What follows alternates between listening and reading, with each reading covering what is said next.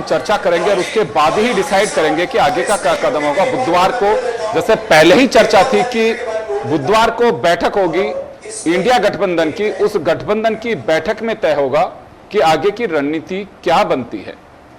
लेकिन उन्होंने उत्तर प्रदेश की जनता का आभार जताया है और केरल के वायनाड और रायबरेली दोनों सीट से चुनाव जीते हैं राहुल गांधी, उनका आभार जताया है। खड़गे ने यह कहा है कि प्रधानमंत्री नरेंद्र मोदी की नैतिक हार है ये, जिस तरह का माहौल उन्होंने बनाया, संविधान बचाने के लिए लोगों ने वोट किया है और जिस तरह की उठापटक की है उसकी कोई आवश्यकता नहीं थी, विपक्ष को दबाने की कोशिश की है। यह पूरा चुनाव इंडिया गठबंधन नहीं लड़ा, जनता ने जो मैंडेट दिया है वो सीबीआई, ईडी और इनकम टैक्स जांच एजेंसियां जो हैं उनके खिलाफ ये मैंडेट है। देश की जनता तमाम चीजें देख रही थी और उनका यह भी कहना है कि जातिगत जनगणना जो मुख्य आधार रहा, 5 न्याय 25 गारंटी, उस पे भी बात होगी। लेकिन जब मीडिया की ओर से पूछा गया कि क्या सरकार बनाने जा रहे हैं, क्योंकि लार्जेस्ट पार्टी बीजेपी है लेकिन क्लियर मेजोरिटी बीजेपी के पास में नहीं है, एनडीए गठबंधन के पास में तो है, तो इंडिया गठबंधन का रोल क्या होगा। अब सबकी निगाहें अगले कदम के लिए इंडिया गठबंधन क्या करेगा। गठबंधन की बैठक दिल्ली में बुलाई गई है और वो बुधवार को होगी, उसके बाद ही तय होगा।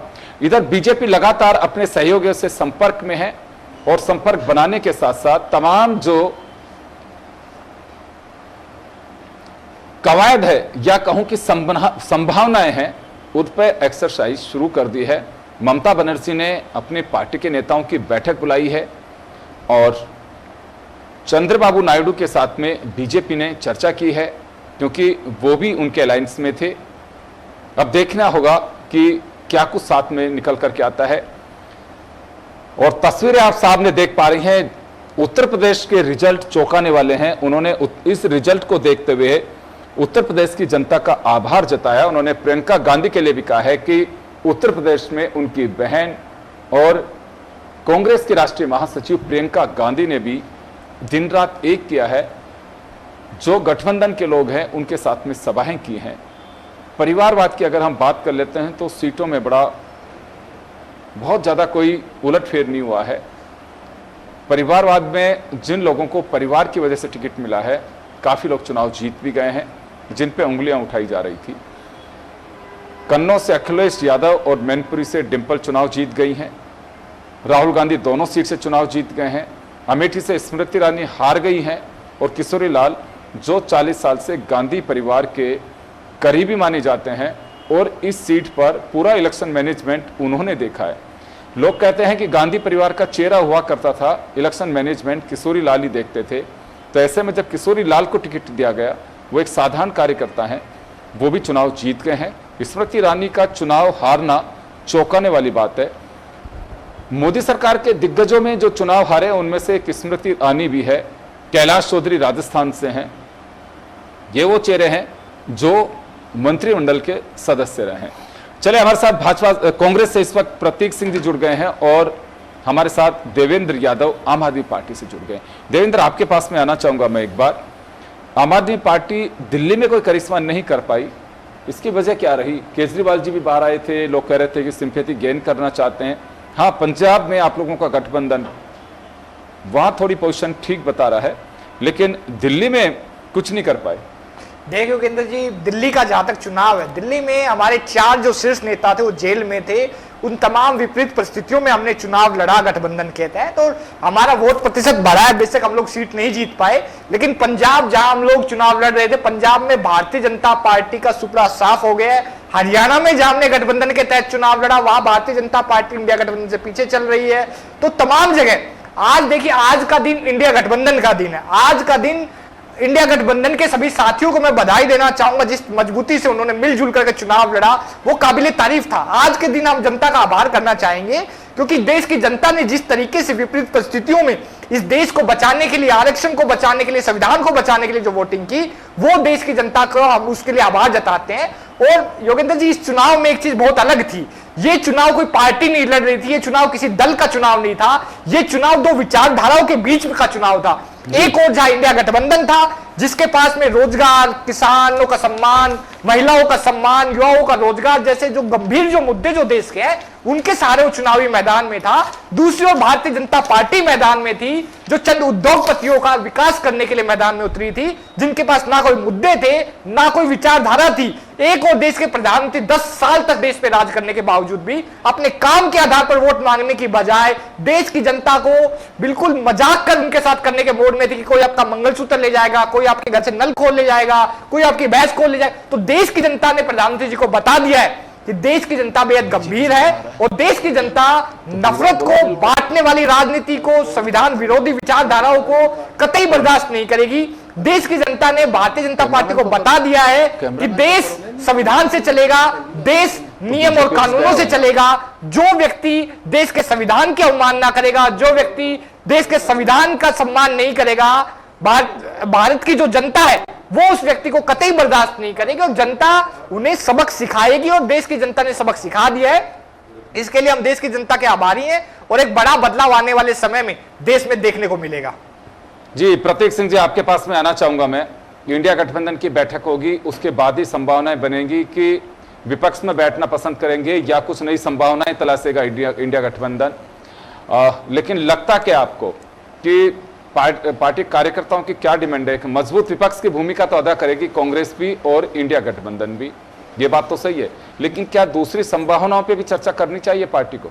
देखिए, सबसे पहले तो देश के प्रधानमंत्री नरेंद्र मोदी जी जो हैं उनको नैतिकता के आधार पे सबसे पहले तो अपना इस्तीफा देना चाहिए, क्योंकि ये पूरा चुनाव जो था वो मोदी की गारंटी, पन्ना पलटी है बीजेपी का तो मोदी की गारंटी, जहां जहां जाते एक अकेला सब पर भारी। तो एक अकेला सब पर भारी की जो बात कर रहे थे, अब उनका बहुमत आया नहीं है, तो सबसे पहले तो नरेंद्र मोदी जी को इस्तीफा दे देना चाहिए आज ही।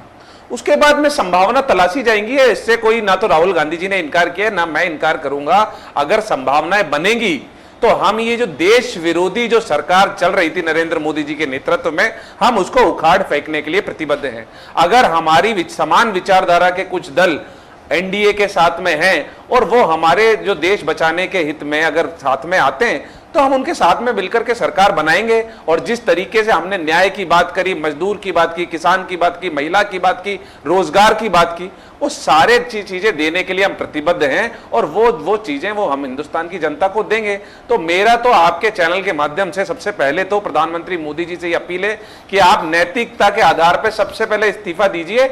उसके बाद में सरकार एनडीए की बनेगी या इंडिया की बनेगी, कौन प्रधानमंत्री होगा कौन प्रधानमंत्री नहीं होगा ये मीटिंगों के बाद में तय होगा। तो सबसे पहले तो नरेंद्र मोदी जी को इस्तीफा देना चाहिए। जी चलिए, इस्तीफे की बात कही जा रही है कांग्रेस की ओर से। खड़गे ने कहा कि ये अगर इलेक्शन को देखें तो प्रधानमंत्री नरेंद्र मोदी की नैतिक हार हुई है। उन्होंने यह भी कहा है कि ये जो चुनाव था यह उनके अहंकार के खिलाफ मतदाता ने वोट डाला है। 5 न्याय 25 गारंटी हमारे मैनिफेस्टो की जिस तरह से मखौल उड़ाया गया, मुस्लिम लीग का मैनिफेस्टो बताया गया, ये तमाम चीज़ें जनता लोकतंत्र में देख रही है। राहुल गांधी ने कहा कि 2 मुख्यमंत्रियों को जेल में डाल दिया गया। हमारे गठबंधन के जो लोग थे, एक तरह से दबाव बनाने की कोशिश की गई जांच एजेंसियों के माध्यम से विपक्षी दलों पर, जो लोकतंत्र के लिए उचित नहीं है। लोकतंत्र की मजबूती के लिए, लोकतंत्र के बचाव के लिए यह चुनाव लड़ा है कांग्रेस ने और इंडिया गठबंधन ने। खैर, अब सबकी निगाहें टिकी हुई है कि इंडिया गठबंधन अब करेगा क्या, आगे क्या होगा इंडिया गठबंधन का, इंडिया गठबंधन का क्या होगा आगे। और जो बैठक बुलाई गई है बुधवार को, उसी में तय होगा कि क्या निर्णय करते हैं। क्योंकि राहुल गांधी ने साफ कहा है, राहुल गांधी ने यह भी अभी क्लियर नहीं किया है कि वो वायनाड सीट से बने रहेंगे या रायबरेली से बने रहेंगे। उनका साफ कहना है कि दोनों ही सीट के मतदाताओं का बहुत बहुत आभारी हूं और वो अभी तय करने में बहुत मुश्किल वक्त है ये, लेकिन जरूरी होगा कि एक ही सीट पे बना रहना होगा। ये संवैधानिक बाध्यता है, पार्लियामेंट्रियन जो प्रोटोकॉल है उसके तहत उन्हें एक सीट पर ही बना रहना होगा। ये रिजाइन करना होगा शपथ के साथ साथ ही, क्योंकि वो एक ही सीट से शपथ ले सकते हैं। चलिए, हमारे साथ में इस वक्त सूरज कुमार हमारे साथ जुड़ चुके हैं, राजस्थान एलजेपी के अध्यक्ष हैं, लोक जनशक्ति पार्टी के। सूरज जी, रिएक्शन चाहूंगा आपका। आपकी पार्टी ने बिहार में ठीक प्रदर्शन किया है, इंडिया गठबंधन के आप घटक दल हैं, लेकिन संभावनाएं क्या बन रही हैं? अभी कुछ देर पहले जब आप आए थे, उससे पहले हमने चर्चा की थी और ये कहा गया था कि इंडिया गठबंधन भी अभी इस बात से भी इनकार नहीं कर रही है कि सरकार नहीं बनाएंगे, तो लग क्या रहा अब आपको? बिल्कुल सरकार, एनडीए की सरकार बनेगी। जिस तरह से हम बिहार की बात करें तो बिहार में उन्होंने फुल मेजोरिटी से चुनाव जीता है, और जो चिराग पासवान जी को जो एनडीए ने 5 सीटें दी थी, वो 5 की 5 उन्होंने जीतने का काम किया, 100% रिजल्ट देने का काम किया। और हम चिराग पासवान जी को बहुत बहुत बधाई देना चाहते हैं कि उन्होंने पूरे बिहार में प्रचार किया, उसका रिजल्ट एनडीए को भी मिला, और एनडीए ने भी माना कि चिराग पासवान जी का बिहार में अच्छा वर्चस्व है, और उन्होंने पूरे बिहार में जी कम से कम भी 45 रैलियां की और वहां पे एनडीए को मजबूती देने का काम किया। जी बिल्कुल, लेकिन एनडीए मजबूत हुआ, एनडीए की सरकार बन सकती है जो हम संख्या बल के आधार पे अगर हम बात करें तो, लेकिन आपको लगता है कि ये एक प्रेशर वाली बात होगी?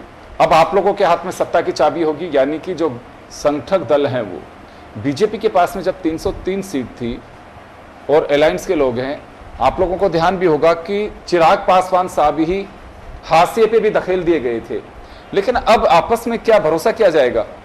नहीं, बिल्कुल चिराग पासवान जी ने बिल्कुल प्रधानमंत्री जी को आश्वस्त किया है कि हम पहले भी आपके साथ। प्रधानमंत्री जी ने भी आश्वस्त किया है कि नहीं किया उनको कि जरूरत रहेगी तो ही हम साथ नहीं, बिल्कुल उन्होंने बिल्कुल कहा है उनको, और वो भी पूरी तरह से एनडीए के साथ हैं और एनडीए के साथ ही बने रहेंगे। पहले भी साथ थे, अब भी एनडीए के साथ में रहेंगे। क्योंकि देखिए रामविलास पासवान जी के निधन के बाद में स्थितियां बदल गई थी, आपको ध्यान होगा। जी, तो अभी वैसे परिस्थितियां तो नहीं आएंगी? जी बिल्कुल नहीं। प्रधानमंत्री जी ने जिस तरह से उनको उस टाइम पे भी जिस तरह से गले लगा के उन्होंने जो सम्मान दिया था, और उसके बाद भी जो सीटों के बंटवारे में भी उनको अच्छा सम्मान जो मिला, और उसके बावजूद भी उन्होंने पूरे बिहार में, उन्होंने न कि कोई 5 सीटों पर प्रचार किया, उन्होंने पूरे बिहार में प्रचार किया, और उसका नतीजा रहा कि बिहार में बहुत अच्छी स्थिति में चुनाव जीते। जी बिल्कुल, बिहार में इंडिया गठबंधन को बड़ा नुकसान हुआ है और एनडीए गठबंधन को मजबूती मिली है, लेकिन इंडिया गठबंधन ने उत्तर प्रदेश में बड़े तीर चलाए हैं और उत्तर प्रदेश में एक बड़ी मजबूती, बीजेपी को सबसे बड़ा अगर नुकसान कहीं पे हुआ है तो उत्तर प्रदेश में हुआ है। उत्तर प्रदेश में अभी जो सामने अभी रुझान भी हैं, कुछ सीटों के डिक्लेयर भी हो चुके हैं, अगर उन पे हम चर्चा कर लेते हैं तो बीजेपी को 34 और कांग्रेस को 7, समाजवादी पार्टी को 35 सीट मिली हैं, मिलती दिखाई दे रही हैं। ममता बनर्जी भी अब नरेंद्र मोदी को ही कटघरे में खड़ा कर रही हैं कि उनकी नैतिक हार हुई है, जनता ने उन्हें आईना दिखाया है। ये पहला अवसर होगा नरेंद्र मोदी के तीसरे कार्यकाल के लिए, अगर उन्हें अवसर मिलता है 2 बार में 14 और 19 में क्लियर मेजोरिटी के साथ में नरेंद्र मोदी ने सत्ता हासिल की, लेकिन ये प्रेशर में अब की बार रहेंगे और प्रेशर पॉलिटिक्स रहेगी। चलिए मैं आप लोगों से जानना चाहूंगा प्रतीक, जब किसी पार्टी को क्लियर मेजोरिटी नहीं मिलती है और अलायंस पे डिपेंड होता है तो उस वक्त की परिस्थितियां कुछ अलग होती हैं? निश्चित तौर पे अलग होती है, लेकिन नरेंद्र मोदी जी आप देखिए 2014 की बात करें, 2019 की बात करें और लगातार अगर 10 साल की बात करें तो अपने सहयोगियों के साथ किस तरीके का बर्ताव का है। उन्होंने सिर्फ मोदी मोदी मोदी की गारंटी, मोदी अकेला है, मोदी है तो मुमकिन है, भाई एक अकेला सब पर भारी, इन्होंने गठबंधन के साथियों के साथ में कभी अच्छा व्यवहार किया ही नहीं है। और इसीलिए मैं कह रहा हूं कि जो एनडीए में आपको अभी 290, 285 इतनी जो सीटें दिखाई दे रही हैं, वो मेरे ख्याल में अभी और 1 घंटे के अंदर अगर तस्वीर सेटल होगी तो 280 के आसपास पहुंचती नजर आ रही है। और उसमें से भी अगर आप टीडीपी और नीतीश कुमार माइनस कर देंगे तो फिर एनडीए के लिए बहुमत पाना नामुमकिन हो जाएगा। और इसीलिए किसी भी संभावना को से इनकार करना मुझे लगता है कि अतिशोक्ति होगी। सारी संभावनाएं खुली हुई हैं, लेकिन सबसे पहले जो ममता बनर्जी ने भी कहा और मैं भी वही बात कह रहा हूं कि अपनी नैतिक जिम्मेदारी को माने, नैतिक हार हुई है नरेंद्र मोदी जी की, पहले इस्तीफा दें अपने प्रधानमंत्री पद से और उसके बाद में फिर ये दल सारे बैठेंगे, चाहे से एनडीए हो, इंडिया अलायंस हो, अगर हमें सरकार बनानी होगी, इंडिया अलायंस के बाकी घटक दल बोलेंगे तो बिल्कुल कोशिश करेंगे और सरकार बनाने के लिए आगे बढ़ेंगे। बिल्कुल, ये गठबंधन की बैठक में ही तय होगा, क्योंकि गठबंधन का अपना एक धर्म होता है। देव, आपके पास मैं आना चाहूंगा। गठबंधन आप लोगों का इंडिया गठबंधन है, उसकी बैठक होगी, उसमें तय किया जाएगा, लेकिन एनडीए की भी तो बैठकें लगातार चल रही है। एनडीए के नेता अपने नेताओं से लगातार टच में हैं और मुझे लगता है कि जिस तरह की स्थितियां दिखाई दे रही हैं, प्रधानमंत्री नरेंद्र मोदी आज या कल में ही राष्ट्रपति से मिलकर के और अपनी मेजोरिटी शो कर सकते हैं, दावा कर सकते हैं सरकार बनाने का, क्योंकि इस अवसर को कोई भी खोना नहीं चाहेगा। परिस्थितियां बदले किसी के लिए भी, उससे पहले ही दावा किया जाएगा, क्योंकि ये कहा जा सकता है, उन्हें वक्त दिया जा सकता है, सबसे लार्जेस्ट पार्टी के रूप में बीजेपी जीत करके आई है, उसके अलावा जो अलायंस था एनडीए का उसे क्लियर मेजोरिटी मिल चुकी है, तो ऐसे में जाहिर सी बात है कि अवसर मिलना चाहिए, ये बात कही जा सकती है। नहीं, बिल्कुल, देखिए अवसर उनको मिलेगा नहीं मिलेगा, जैसे कि सभी साथियों ने एक बात उठाई कि वो बाद की बात है योगेंद्र जी, पहले उनको इस्तीफा देना चाहिए, उसके बाद ये सारी प्रक्रिया शुरू हो, उसमें अच्छी बात है, वो कोशिश करें। लेकिन देखिए एक चीज सारे देश ने देखी कि भारतीय जनता पार्टी के अंदर दो पार्टियां हैं। एक पार्टी वो जो अटल जी की पार्टी जो विचारधारा की बात करती थी, एक सीट ना होने पर सरकार गिरा देती थी, दूसरी ओर मोदी जी की पार्टी जहां ना कोई विचारधारा है, ना कोई विचार है, ना कुछ अच्छाई है, ना कुछ बुराई, उनके लिए सत्ता मायने रखती है। और देश ने लगातार देखा है कि जिन गठबंधन दलों को उन्होंने अपने साथ में लिया, उन पर किस तरीके से सीबीआई का छापे डाले गए, ईडी के दबाव डाले गए, और उस दबाव के जरिए उन्होंने बहुत सारे दलों को अपने साथ लिया। हमारे साथ एलजेपी के साथी बैठे हुए हैं, मैंने और हम सब ने वो भावुक दल से देखा था जब रामविलास पासवान जी की मृत्यु के बाद में उनके बेटे का बंगला खाली करवा दिया था, उनका सामान सड़कों पर फेंक दिया गया था। अपमान, मुझे पूरा उम्मीद है कि चिराग जी भूले नहीं होंगे ना, वो वक्त आ गया है जब वो उस अपमान का बदला लेना चाहेंगे। दूसरी बात, टीडीपी की जहां तक बार बार बात हो, टीडीपी के भी चंद्रबाबू नायडू जी के साथ में जो व्यवहार भारतीय जनता पार्टी ने किया है वो भूले नहीं होंगे ना। वो वक्त आया जब हम चाहेंगे टीडीपी देश के साथ खड़ी हो। जेडीयू से भी हम अपील करना चाहेंगे कि ये वक्त देश को बचाने का है, ये वक्त आ गया है जब उन लोगों को सत्ता से बाहर किया जाए जिन्होंने देश की बेटियों का अपमान किया, देश की बेटियों का शोषण किया। ये वक्त आ गया है जब उन किसानों के सम्मान की लड़ाई लड़ी जाए जिनको देश के दिल्ली में राजधानी में घुसने से रोक दिया गया, सैकड़ों किसान शहीद हो गए। सम्मान की बात कर रहे हैं, आपके साइड में लोक जनशक्ति पार्टी से सूरज कुमार जी बैठे हुए हैं, चिराग पासवान भी। अगर आप सभी को ऐसे जख्म हरे करने की कोशिश करेंगे कि आपके साथ क्या हुआ था, आपके साथ क्या हुआ था, देखिए राजनीति है, स्थायी मित्र और नहीं, लेकिन योगेंद्र जी देखिए भारतीय जनता पार्टी ने जिस तरीके की राजनीति की है, आज भारतीय जनता पार्टी में करीब 125 सांसद तो दूसरी पार्टी से आए हुए नेता हैं। वो नेता जो दूसरी पार्टियों का जब बुरा वक्त चल रहा था तो भारतीय जनता पार्टी में चले गए थे, तो जब आज भारतीय जनता पार्टी का बुरा वक्त आ गया तो कोई दूसरा दो राय नहीं है कि सैकड़ों नेता कल को इंडिया गठबंधन के साथ भी खड़े हो जाएं। भारतीय जनता पार्टी अब सत्ता से जाने का समय आ गया, प्रधानमंत्री जी को तत्काल इस्तीफा दे देना चाहिए, उनके पास बहुमत नहीं बचा है और इंडिया गठबंधन महज कुछ सीटें पीछे है। अभी जब गठबंधन की बैठक होगी उसमें विस्तार से चर्चा होगी, तो मुझे लगता है कि देश के अंदर एक बदलाव के लिए बड़ा फैसला लिया जाएगा और देश में एक बड़ा फैसला आने वाले समय में नजर आएगा। जो गारंटियां इंडिया गठबंधन के साथियों ने दी हैं वो गारंटियां देश में बदलाव लाने वाली गारंटियां हैं। दूसरी ओर भारतीय जनता पार्टी का जो कार्यकाल और शासन 10 साल का रहा उसका जवाब देश की जनता ने दिया है। देखिए जिस तरीके से 4000 से ज्यादा बहनों का शोषण करने वाले रेवन्ना रेड्डी, ब्रजभूषण जैसे लोगों को भारतीय जनता पार्टी के नेताओं को देश की जनता ने हराया है, किसानों पर गाड़ी चढ़ाने वाले टैनी को हराया है, तो देश की जनता ने बताया कि ऐसे लोगों की देश में जगह नहीं है। और मैं सभी पार्टियों से, सभी नेताओं से एक अपील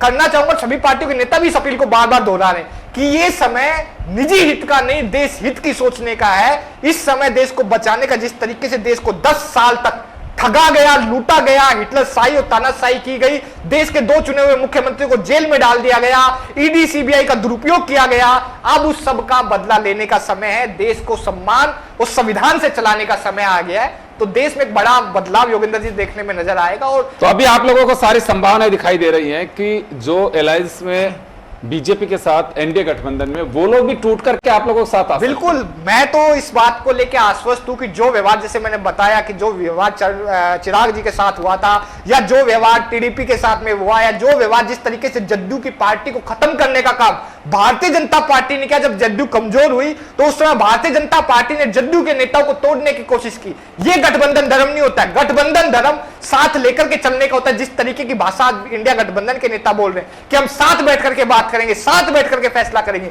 यह गठबंधन धर्म होता है। भारतीय जनता पार्टी ने हमेशा अकेला चालू की रणनीति अपनाई है। इन्होंने कभी भी अपने गठबंधन दलों के जो साथियों के साथ में अच्छा व्यवहार नहीं किया। जिस पार्टी के साथ भारतीय जनता पार्टी ने गठबंधन किया उस पार्टी को खत्म कर दिया। चाहे आप एलजेपी का उदाहरण उठा के देख लो, नीतीश जी का देख लो, चाहे साउथ में देख लो, जहां जहां भारतीय जनता पार्टी ने गठबंधन बनाया उस पार्टी को तोड़ने, उस पार्टी को खत्म करने का काम भारतीय जनता पार्टी ने किया है। और अब वो वक्त आ गया है जब ये सब नेता जिनके साथ दुर्व्यवहार भारतीय जनता पार्टी ने किया था वो अब जवाब देंगे और इंडिया गठबंधन और मजबूत होने वाला आने वाले दिन के साथ में, और भारतीय जनता पार्टी का एनडीए गठबंधन हर दिन आने वाले के साथ में कमजोर होता है। चलिए इस बात पे सूरज जी हमारे साथ में जुड़े हैं, वो बता सकते हैं इंडिया गठबंधन में कुछ उहापों की स्थिति हो सकती है क्योंकि विपक्ष की निगाहें खुद से ज्यादा भी एनडीए पे टिकी हुई है। नहीं बाब, एनडीए में टिकी हुई है, लेकिन जिस तरह से उनको बहुमत मिला है और बहुमत स्पष्ट दिख रहा है उनको, जो एनडीए सरकार को जी पूर्ण बहुमत मिला हुआ है। देखिए गठबंधन में कोई संवैधानिक बाध्यता तो होती नहीं है सूरज जी, नहीं आपस का एक ऐसा कोलैबोरेशन है ये जो अलायंस में लोग आते हैं। जो एनडीए के घटक दल हैं वो चुनाव पूर्ण बहुमत से 272 जो आंकड़ा है उसके पार में एनडीए सरकार पूर्ण बहुमत से सरकार बनी हुई है और वो पूर्ण बहुमत से सरकार को बनाएंगे भी और चलाएंगे भी जी, क्योंकि टर्म पूरा एक एक पार्टी को याद दिला रहा है विपक्ष इस वक्त के चिराग पासवान के साथ क्या हुआ।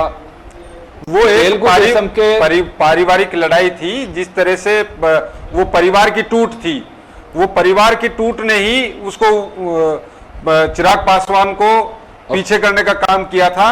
और वही आज जो परिवार था वो आज कहीं पर भी नहीं है। और चिराग पासवान ने जिस तरह से अपना आप को साबित किया और आज पूरे बिहार में उन्होंने अपना आप को साबित किया, उसका रिजल्ट आज है कि आज एनडीए को पूरे बिहार में बहुत अच्छी सीटें देने का काम माननीय चिराग पासवान जी ने किया है। तो आपको लगता है कि कोई भी पार्टी एनडीए गठबंधन से टूट के जाना बहुत मुश्किल है? बहुत बहुत मुश्किल है। कोई भी पार्टी कहीं भी नहीं जाएगी और सरकार 5 साल तक चलेगी। प्रधानमंत्री नरेंद्र मोदी होंगे या इसमें कहीं कुछ फेरबदल? नहीं, नरेंद्र मोदी, प्रधानमंत्री नरेंद्र मोदी ही रहेंगे और पूरे 5 साल मोदी ही रहेंगे। जी प्रतीक जी आपके पास में आना चाहूंगा। इंडिया गठबंधन तमाम संभावनाओं पे चर्चा कर रहा है, संभावनाएं तलाश रहा है, लेकिन हमारे साथ में बैठे हुए हैं एनडीए गठबंधन के ही सहयोगी हैं एलजेपी से सूरज जी। उनका साफ कहना है कि किसी भी तरह की संभावनाएं नहीं तलाशनी चाहिए, क्लियर मेजॉरिटी आ चुकी है एनडीए के पास में और प्रधानमंत्री नरेंद्र मोदी तीसरी पारी खेलेंगे। देखिए क्लियर मेजॉरिटी तो मुझे तो दिखाई नहीं दे रही, क्योंकि एनडीए में जो मेन 2 बड़े घटक दल हैं, एक टीडीपी है, एक जेडीयू है। जेडीयू में नीतीश कुमार जी का आपको पता ही है, 3 महीने 4 महीने पहले तक अभी इंडिया गठबंधन में ही थे। और टीडीपी ने तो 2018 में ही इनके खिलाफ में अविश्वास प्रस्ताव संसद में लेकर के आए थे। तो इसलिए दोनों ही घटक दलों से हमारी बातचीत हम करेंगे। कल इंडिया गठबंधन की जब मीटिंग होगी उसके बाद में अगर हमें लगेगा कि सरकार बनानी चाहिए, और यही घबराहट है। और एलजेपी की तो हिस्ट्री ये रही है कि आप देखिए कि पहले अटल बिहारी वाजपेयी जी के साथ सरकार में थे, फिर मनमोहन सिंह जी के साथ सरकार में थे, उसके बाद में मोदी जी के साथ सरकार में रहे। और जब सरकार में मौका मिलने लगेगा कि इंडिया गठबंधन की सरकार बन रही है, तो मैं दावे के साथ कह रहा हूं 100% एलजेपी फिर सरकार में शामिल होगी। आपको मैं दावे के साथ मैं ये कह सकता हूं कि एलजेपी की पार्टी जहां पे रही वो सरकार बनी है। कभी भी एलजेपी चुनाव के बाद में उसमें पार्टी शामिल नहीं हुई। एलजेपी हमेशा पहले साथ में हुई है, उसके बाद सरकार में रही है। कभी भी सरकार बनने के बाद में एलजेपी कभी साथ में नहीं आई। जिस गठबंधन के साथ में एलजेपी रही है उसी का साथ एलजेपी ने हमेशा दिया है। जी आपका साफ कहना है कि कहीं कोई संभावनाएं नहीं है, चिराग पासवान पूरी तरह से भाजपा के साथ रहेंगे। जीतन राम मांझी ने भी गया से चुनाव जीत गए हैं और उन्होंने भरोसा दिलाया है कि वो एनडीए गठबंधन के साथ में जाएंगे।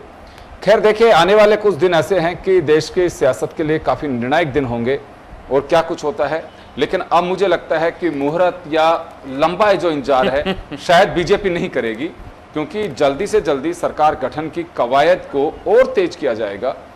अब उन चेहरों पर दांव खेला जाएगा, उन चेहरों को मजबूती के साथ में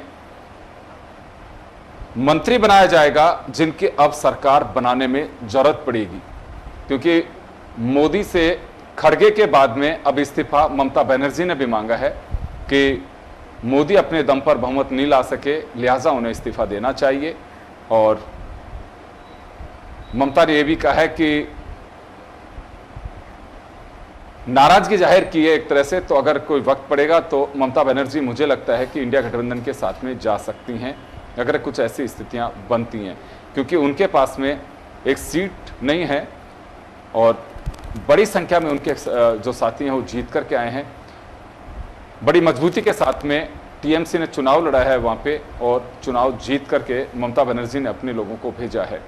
सबकी निगाहें टिकी थी, क्योंकि मतदान प्रतिशत की भी अगर हम बात कर लेते हैं तो सबसे ज़्यादा मतदान प्रतिशत पश्चिम बंगाल का रहा और वहाँ पे वोटिंग जो ज़्यादा होने की वजह से कई तरह के कयास लगाए जा रहे थे, लेकिन ममता बनर्जी ने उन कयासों को धूमिल कर दिया और एक बार फिर साबित किया है कि बंगाल में पकड़ तो उन्हीं की है, मजबूत पकड़ है उनकी, ये उन्होंने साबित किया है। लेकिन उत्तर प्रदेश में बड़ा चौंकाने वाला परिणाम सामने आया है और उत्तर प्रदेश के परिणाम की वजह से ही भारतीय जनता पार्टी एकदम पीछे चली गई है।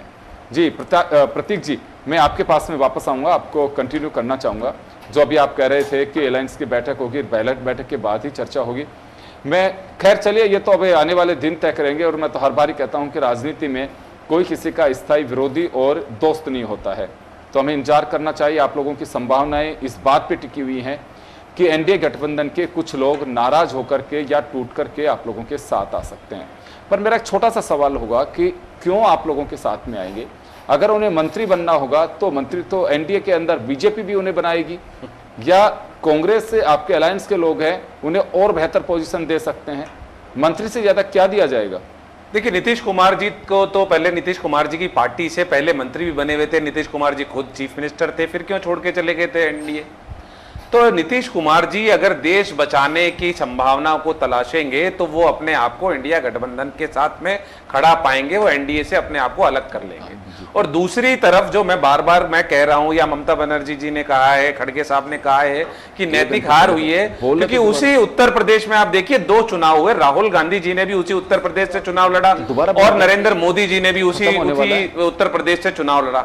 नरेंद्र मोदी जी का जीत का जो मार्जिन है वो किशोरी लाल जी से भी नीचे चला गया और राहुल गांधी जी ने का जो जीत का मार्जिन है वो उसी उत्तर प्रदेश के अंदर लगभग 4.25 लाख वोटों का रहा है, जहां नरेंद्र मोदी लगभग 1.5 लाख वोटों पे समेट करके रह गए। तो ये इनकी नैतिक हार है। नैतिक हार के साथ साथ अब प्रधानमंत्री, मुझे नहीं लगता प्रधानमंत्री पद पर बने रहने की कोई भी नैतिकता बची है, तो इसलिए उनको इस्तीफा देना चाहिए। और उसके बाद अगर आने वाले समय में अगर एनडीए अगर बहुमत पेश करती है, एनडीए के पास बहुमत रहता है तो प्रधानमंत्री बन जाए, लेकिन अभी तो कोई नैतिकता बची नहीं है प्रधानमंत्री पद पे बने रहने।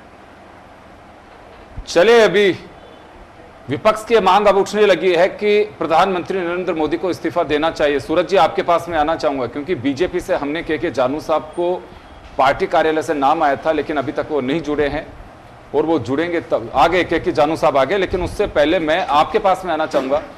प्रधानमंत्री नरेंद्र मोदी पर इस बात का प्रेशर डालने की कोशिश की जा रही है विपक्ष की ओर से कि अब उन्हें इस्तीफा दे देना चाहिए। जी, अभी ऐसी कोई संभावना नहीं है। मोदी के नेतृत्व में ही सरकार बनेगी और कोई भी गठबंधन उनसे अलग नहीं है।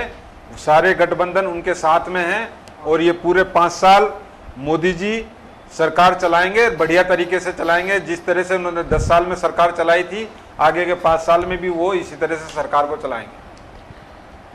जी चलिए, के जानू साहब हमारे साथ में जुड़ गए हैं। जानू साहब, पहले तो राजस्थान के नतीजों को लेकर के आप कई मरतबा हमारे साथ डिबेट में जुड़े रहे। इन रिएक्शंस जो चीजें सामने आ रही है, रिजल्ट सारे डिक्लेयर हो चुके हैं। 14 आपके पाले में गई हैं, 11 सीट कांग्रेस के खाते में चली गई हैं, तो क्या कहना आपका इस पे? सबसे पहले तो जनता को बधाई कि उन्होंने शांतिपूर्वक मतदान किया। निर्वाचन आयोग को बधाई कि उन्होंने शांतिपूर्वक मतगणना की। ना ईवीएम बदनाम हुई, ना चुनाव आयोग पर बहुत बड़े प्रश्न लगे। अब जनता का जो आदेश है सिरोधारी है, उस पर टिप्पणी करने की जरूरत कहाँ है। लोकतंत्र में जनता जो कहती है ना उसको मानती है, ना उसको मानती है जनता, तो जो चाहती है वो करती है और वही परिणाम बता रहे हैं। जी बिल्कुल। और देश को जो रिजल्ट आया उन पे क्या कहना है? विपक्ष के साथी आपके जो बैठे हुए हैं उनका कहना है कि प्रधानमंत्री को इस्तीफा दे देना चाहिए। देखो, पॉलिटिक्स में मॉरल पॉलिटिक्स की बातें अगर करेंगे तो दे देना चाहिए, लेकिन सच्चाई यह है देश में सबसे बड़े राजनीतिक दल के रूप में आज भी अगर कोई पार्टी उभर कर आई है तो वो नरेंद्र मोदी जी के नेतृत्व में भारतीय जनता पार्टी उभर कर आई है, और प्री पोल अलायंस के रूप में पूर्ण बहुमत उनके पास है। फिर भी इस्तीफे की इच्छा रखने वाले शायद कहीं देश में व्यवस्था अव्यवस्था का आनंद लेना चाहते हैं। जी, व्यवस्था अव्यवस्था का आनंद मैं समझ नहीं पाया, किस तरह से बता रहे हैं आप? देखो, जब प्री पोल अलायंस को पूर्ण बहुमत प्राप्त है तो फिर सिटिंग प्रधानमंत्री को इस्तीफा देने की जरूरत कहां है। पर क्योंकि जिनको प्रधानमंत्री बनने की इच्छा है, जो 295 मूसेवाला के गाने के आधार पर पक्का बता रहे थे, वो भी पक्के नहीं है, और हमारा भी 400 पार का 370 भाजपा का स्लोगन जनता ने पूरा नहीं किया है। जनता के फैसले का स्वागत है, लेकिन उन्हें भी जनादेश का सम्मान करना चाहिए, अपने मन मर्जी से अपेक्षाएं नहीं पालनी चाहिए। जी प्रतीक जी कुछ कह रहे हैं आप? देखिए योगेंद्र जी जैसे कह रहे हैं कि प्री पोल अलायंस है, तो इन्होंने जो चुनी हुई सरकारें थी उनको पार्टियों को तोड़ करके फिर सरकारें क्यों बनाई? हम तो ये कह रहे हैं कि ये जो रुझान अभी दिखाई दे रहे हैं वो लगभग 2 बजे से यही रुझान है, लेकिन नीतीश कुमार जी का या चंद्रबाबू नायडू जी का ना तो एक कोई ट्वीट आया, ना कोई बाइट आई कि हम एनडीए में बने रहेंगे, हम नरेंद्र मोदी जी के साथ हैं, बल्कि खबर यह आई कि सम्राट चौधरी जो उप मुख्यमंत्री हैं, बीजेपी के नेता हैं बिहार में, वो नीतीश कुमार से जब मिलने गए तो नीतीश कुमार ने मिलने से मना कर दिया। तो आप देख, इसीलिए मैं कह रहा हूं अगर एनडीए के पास नंबर होगा तो नरेंद्र मोदी दोबारा ताजपोशी हो जाएगी ना, दोबारा बन जाएंगे प्रधानमंत्री, उसमें क्या है। तो अभी तो नैतिकता के आधार पे, क्योंकि बीजेपी के पास में अब बहुमत है नहीं, तो नैतिकता के आधार पे आप इस्तीफा दीजिए। अगर एनडीए अपना बहुमत सिद्ध करेगी, राष्ट्रपति के सामने अपना बहुमत सिद्ध कर देगी, तो दोबारा शपथ ले लीजिएगा, उसमें दिक्कत क्या आ रही है। लेकिन यही है कि कुर्सी छोड़ना ही नहीं है, क्योंकि नारे तो ये लग रहे थे एक अकेला सब पर भारी, मोदी की गारंटी, तो मोदी की गारंटी की हवा निकाल दी इस बार जनता ने। फिर भी सबसे भारी है, आपकी पार्टी से कितने गुना सीट है, फिर भी आप मुस्कुरा रहे हैं। पराजय में भी आपको इस बात का आनंद है कि मोदी जी अपने लक्ष्य को प्राप्त नहीं कर पाए। देखिए, आप लोगों को उम्मीद थी कि इतनी कम सीटें आएंगी, नहीं, जनता का आदेश जो है वो चौंकाने वाला है, और लोकतंत्र में जनादेश का ही सम्मान है। निश्चित रूप से भारतीय जनता पार्टी के कार्यकर्ता ने जिस परिश्रम की प्रकाष्ठा को किया था, लगता था कि पिछली बार से ज्यादा आएंगे, चाहे कितने भी आए, लेकिन जनादेश है। एक बात कही जा रही है जानू साहब कि इंडिया गठबंधन की बुधवार को बैठक होगी, तमाम संभावनाएं तलाशी जाएंगी।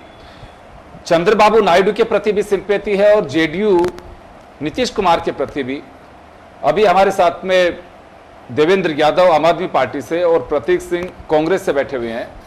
इनका साफ कहना है कि उन लोगों के साथ में चर्चा की जाएगी और तमाम जो संभावनाएं हैं वो बंद नहीं हुई है अभी तक, वो जारी है और कुछ भी हो सकता है। लोकतंत्र में सारी संभावनाएं खुली रहती हैं, लेकिन जिस प्रकार की वहां बंदरबाट की कोशिश ये लोग करेंगे वो देश के हित में तो होने वाला नहीं है जी। और जिस प्रकार अभी एनडीए गठबंधन बनने से लेकर अभी चुनाव का नतीजा आने तक कितने प्रकार की उठा बैठक और टूट फूट उसमें हम बिना किसी लालच के देख चुके हैं। सरकार बनने के बाद तो क्या होने वाला है हम सब जानते हैं। चलिए, देव कुछ कहना चाह रहे हैं आप?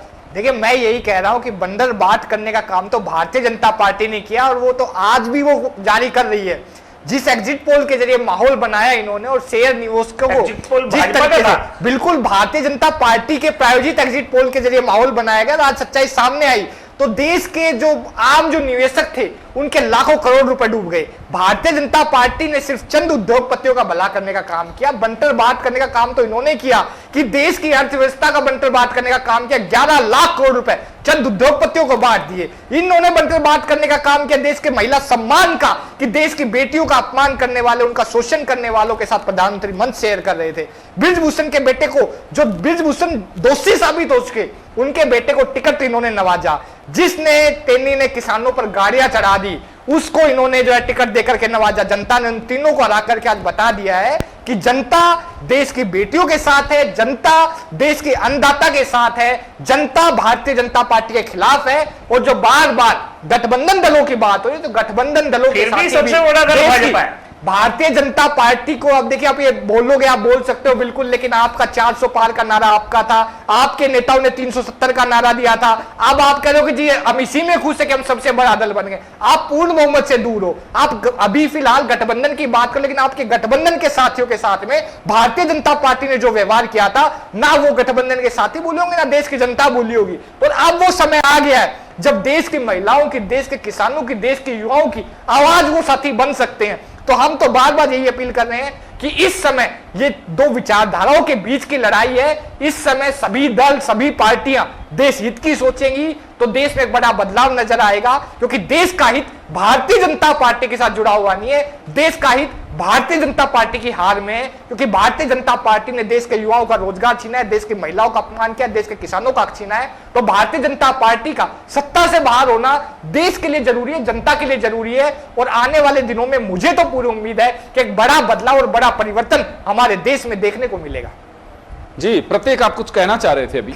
देखिए, मैं तो जानू जी की बात पे यही कह सकता हूं, बोल रहे हैं बड़ी पार्टी है तो इब्तिदाई कहर होता है क्या और आगे आगे देख होता है क्या। अभी काउंटिंग पूरी भी नहीं हुई है, पता लगेगा। लेकिन हिंदुस्तान की जनता के साथ साथ प्रभु श्री राम जिनके राजनीतिकरण करने की बीजेपी ने कोशिश की, तो आपको पता है शायद फैजाबाद की जो सीट है अयोध्या जहां है, वो भी बीजेपी हार गई। और उत्तर प्रदेश के अंदर बीजेपी के क्या हाल हुए हैं, आधी से भी कम सीटों पर सिमट करके रह गई हैं।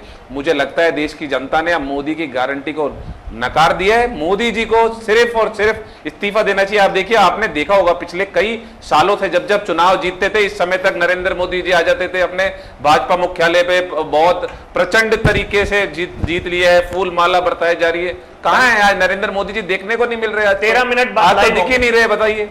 नहीं लाइव का वो अपने गए नहीं जश्न मनाने, आज अपने हार का जश्न मनाने नहीं गए क्या आज बीजेपी मुख्यालय? जाइए बीजेपी मुख्यालय, जाइए अपनी हार का जश्न मनाइए, क्योंकि अब उनके प्रधानमंत्री, मुझे लगता है प्रधानमंत्री पद के ज्यादा दिन बचे नहीं है। आज या कल इस्तीफा तो देना ही पड़ेगा। बिल्कुल, यो भी अगर हम देखते हैं एक संवैधानिक प्रक्रिया है कि उसमें इस्तीफा देना होता है, लेकिन राष्ट्रपति फिर किसे एक अस्थायी रूप से नए सरकार का गठन होता है तब तक के लिए प्रधानमंत्री बनाए रखा जाता है, राज्यों के मुख्यमंत्री बनाया जाता है। और उसके बाद में या इसी के साथ में यह भी कहा जा सकता है कि प्रधानमंत्री नरेंद्र मोदी जल्दी अपने सहयोगियों के साथ में बात करके और दावा भी पेश कर सकते हैं, दावेदारी जता सकते हैं कि एनडीए सरकार बनाएगा। बीजेपी लार्जेस्ट पार्टी है।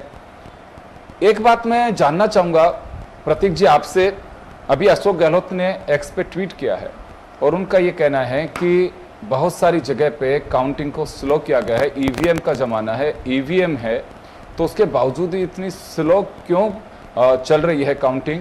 क्या किसी तरह की कोई गड़बड़ की आशंका है आप लोगों को? बिल्कुल ऐसा बयान सामने आ रहा है। प्रतिशत आप देखिए ना, आप जयपुर ग्रामीण में जब काउंटिंग पूरी हो गई थी, उसके बाद में कांग्रेस पार्टी के अनिल चोपड़ा जी को जीता हुआ दे दिया। उसके बाद में पता नहीं क्या हुआ, तो उसके बाद में जो बीजेपी के कैंडिडेट थे उनको जीता हुआ दे दिया। जब काउंटिंग पूरी हो गई थी तो फिर जीता हुआ कैसे दे सकते हैं? नहीं, उसके बाद में अनिल चोपड़ा को जीता हुआ डिक्लेयर किया नहीं था पहले, ना ही आगे चल रहे थे, वो आगे चल रहे थे 1500 वोटों से अनिल चोपड़ा आगे चल रहे थे।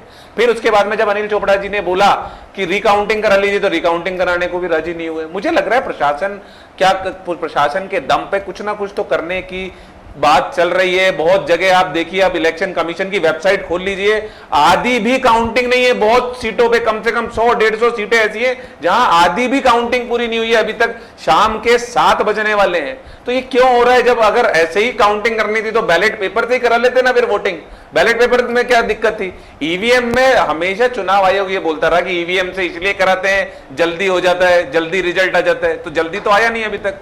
100 के तकरीबन ऐसी सीटें जहां अभी तक 50% काउंटिंग भी पूरी नहीं हुई है।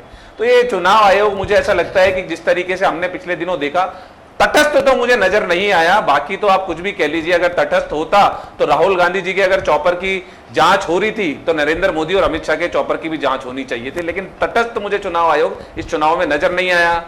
बिल्कुल ये लेवल प्लेइंग फील्ड नहीं बना कांग्रेस के। आप देखिए खाते जब बंद कर दिए गए, मुख्यमंत्रियों को जेल में डाल दिया गया, फिर भी इस देश की जनता ने इस चुनाव को अपने कंधों पर लिया और नरेंद्र मोदी की गारंटी की हवा निकाल दी। जानू साहब, अभी कुछ देर पहले खड़गे जी और राहुल गांधी की प्रेस कॉन्फ्रेंस थी, उसमें भी यही बात कही है कि नैतिकता के आधार पर इस्तीफा देना चाहिए। विपक्षी दलों को दबाने की कोशिश की गई, उनके खाते सीज की गए, दो मुख्यमंत्री को जेल में डाला गया सिर्फ चुनाव जीतने के लिए। सर, खाते सीज करने की कार्रवाई इनकम टैक्स के नोटिस पर हुई है, बीजेपी के नोटिस पर नहीं जी। दूसरी बात है, जिस नैतिकता की वो बात कर रहे हैं और राहुल गांधी के चोपर को चेक करने पर ऑब्जेक्शन कर रहे हैं, राहुल गांधी कांग्रेस में क्या हैसियत रखते हैं? एक साधारण सांसद और अमित शाह का क्यों नहीं हुआ चेक? क्यों नहीं हुआ? गृह मंत्री है। अमित शाह का होना चाहिए था। चुनाव सबके लिए बराबर है, वो देश चुनाव के गृह आयोग के मंत्री लिए है। तो कुछ नहीं। चुनाव के दौरान कोई गृह मंत्री को चुनाव आयोग के लिए हर एक कैंडिडेट है।